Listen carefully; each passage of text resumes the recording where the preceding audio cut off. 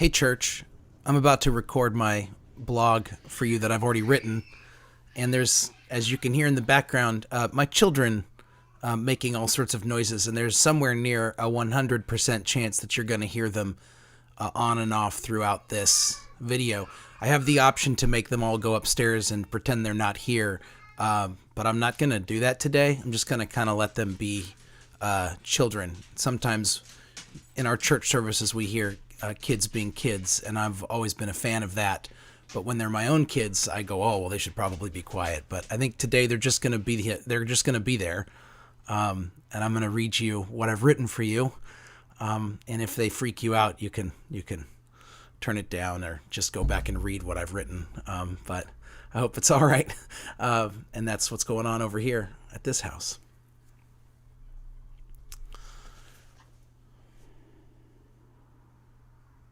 First things first, I love you, and I miss being with you. We believe in a God who is mightily present in our lives and in our world. A God who not only keeps watch over us when we work or watch or weep, but who also shares with us in our friendship and loneliness, in sickness and in health. We believe in a God who has not left our human destiny up to us, but who stands in the breach alongside us, ever inviting us to participate in the healing and reconciliation of the world. All things considered, and in all honesty, I most readily find this God in a church building on a Sunday morning surrounded by my community. It's cliché, I know. I also experience God in sunsets and on bike rides and in the giggles of my children and the soft, warm fur of our family dog. But if I'm being honest, I have the easiest time acknowledging God's presence, sensing and embracing God's existence when I'm physically with all of you, hearing scriptures, sharing prayers, singing songs, and partaking in Holy Communion with you and with our God. So right now is hard for my Christian heart. You know, we joke a lot about me being an extrovert, and if you know me, you know how very much I am one. But it's not just extroverts I see on Sundays. Sundays at Redeemer are filled with extroverts and introverts, the shy and the boisterous, the awkward and the charming, the joyful and intimate and scared and distant. Every week, we come together, whoever and however we are, and we share ourselves with one another in Jesus' name, and we give our love up to God. And I have to tell you,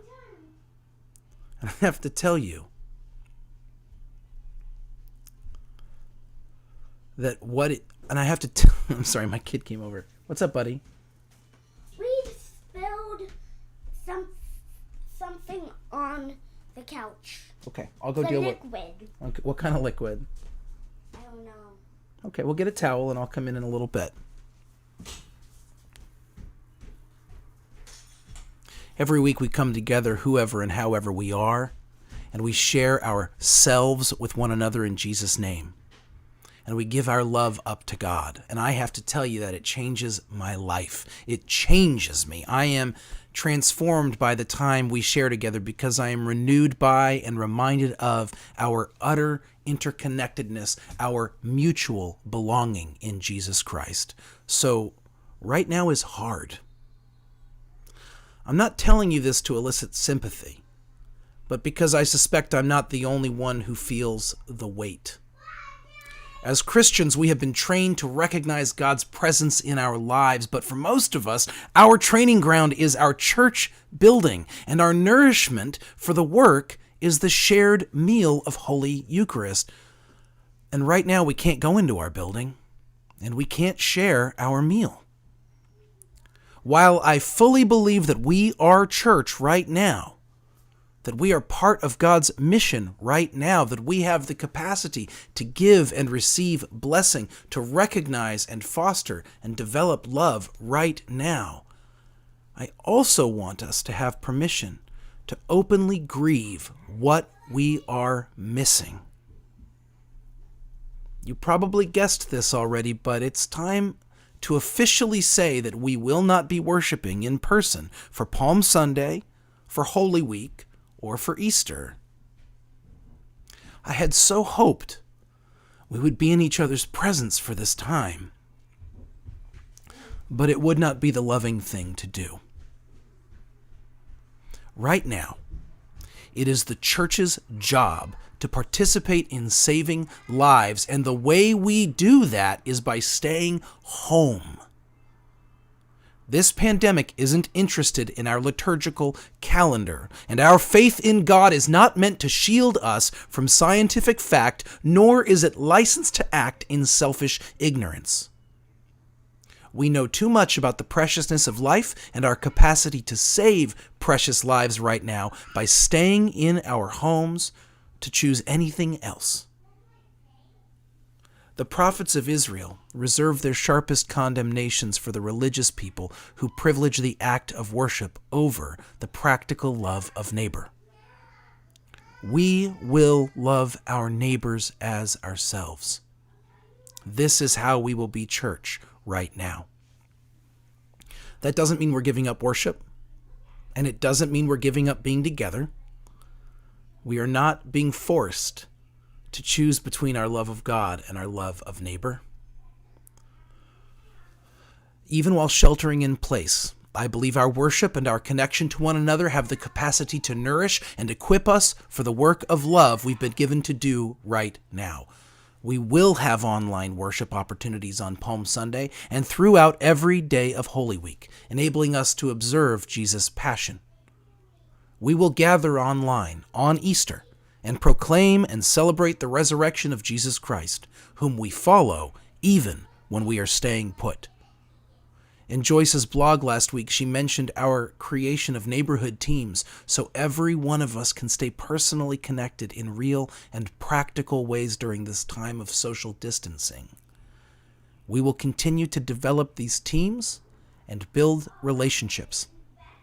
We will study scriptures and continue our engagement with Martin Luther King's sermons in our Zoom meetings.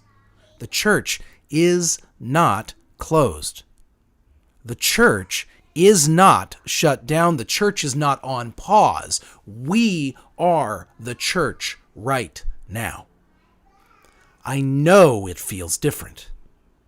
It's supposed to feel different. It is different. Being church right now is not meant to mimic or act like a stand-in for real church. This is real church right now.